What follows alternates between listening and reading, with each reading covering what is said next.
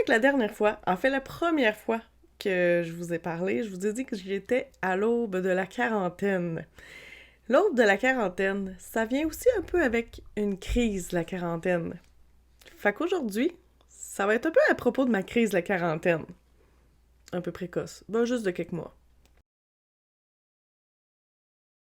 Dans la vie, j'ai toujours pensé qu'il fallait faire aujourd'hui ce qu'on voulait faire parce qu'on savait jamais ce qui allait arriver demain.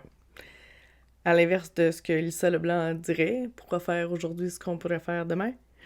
Ben moi, je fais aujourd'hui ce que je ferai peut-être même pas demain. Fait que j'ai pris des grosses décisions. Je me suis écoutée.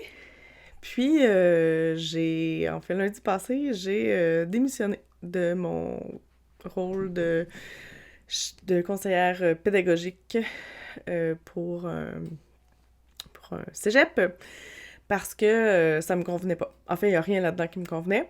Je me sentais pas heureuse.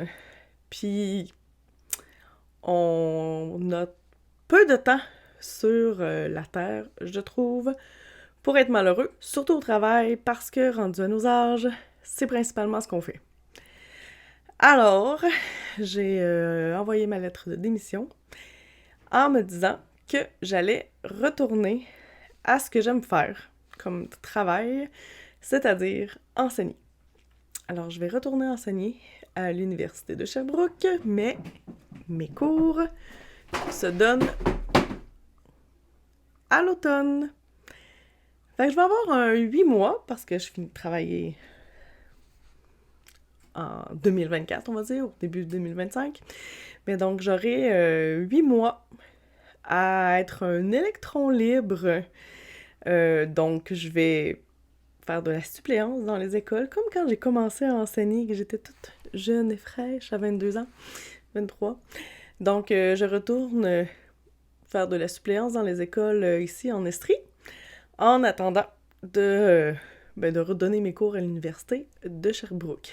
Mais pourquoi je retourne enseigner? Ben parce que j'aime ça et j'ai réalisé avec les différentes expériences des dernières années que c'était ça que j'aimais, mais aussi que j'avais besoin d'être mon propre chef, de m'auto-gérer, de faire mon horaire. Je pense que je suis pas faite pour avoir... ben ça, je vous l'ai déjà dit, là, mais pour être dans un cadre, je ne pas vraiment. Puis, je pense que je suis meilleure en autogestionnaire quand je gère mon horaire, gère mon travail. Voilà. Donc, c'est ce qui va je pense, me permettre d'être plus heureuse parce que c'est quand j'enseigne que je le suis. Voilà.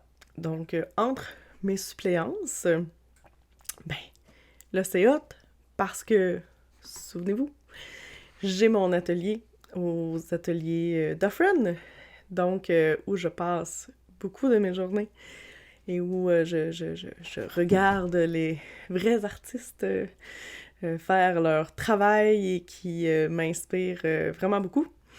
J'ai amené d'ailleurs mon enfant à sa journée pédagogique. On a passé la journée aux ateliers. Là, il tripe sa vie. Là, c'est rendu maintenant un grand artiste qui veut vendre ses œuvres.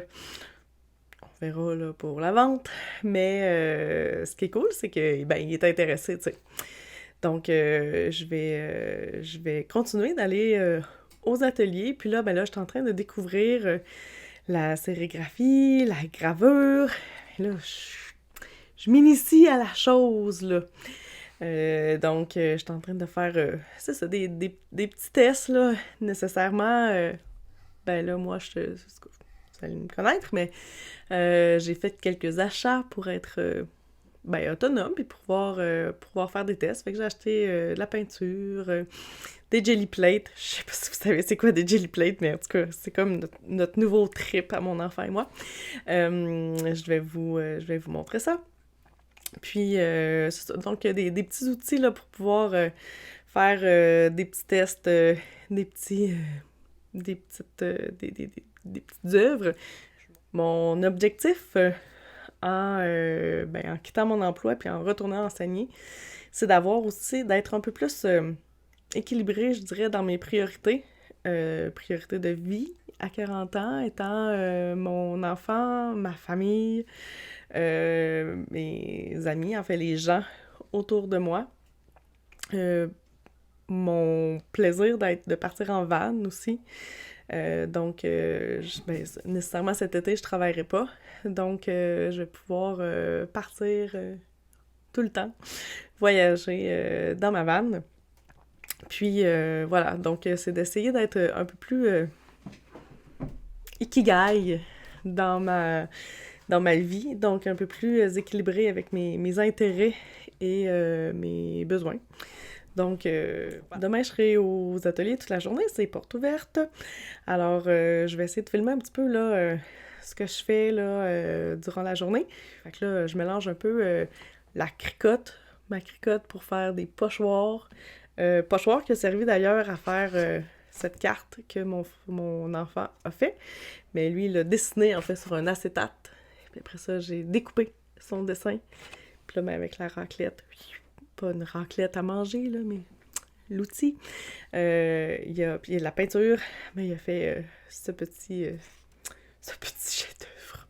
Donc là, évidemment, lui a fait son dessin, puis je l'ai découpé à la main, mais on peut aussi découper un dessin par la cricotte pour l'utiliser comme pochoir.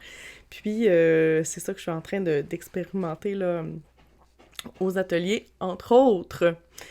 Donc, une combinaison de cricotte, jelly plate, pochoir. Donc, j'essaie... j'aime ça comme je touche à tout un peu, mais j'aime ça essayer comme de merger, de mettre ensemble différentes techniques, là. Puis peut-être que je suis dans le champ, là, puis que c'est pas correct pas toute mon affaire, là. Mais c'est en essayant qu'on se trompe, mais qu'on apprend aussi des fois. Donc, ça fait que demain, je passe la journée aux ateliers de Friends, c'est porte ouverte. Bienvenue si vous êtes dans la région. Et dans la prochaine vidéo, je vous présente ce à quoi je vais avoir touché dans les derniers jours. Donc, les différents matériaux, différentes techniques, différents essais. Alors, ce sera un rendez-vous. Bye!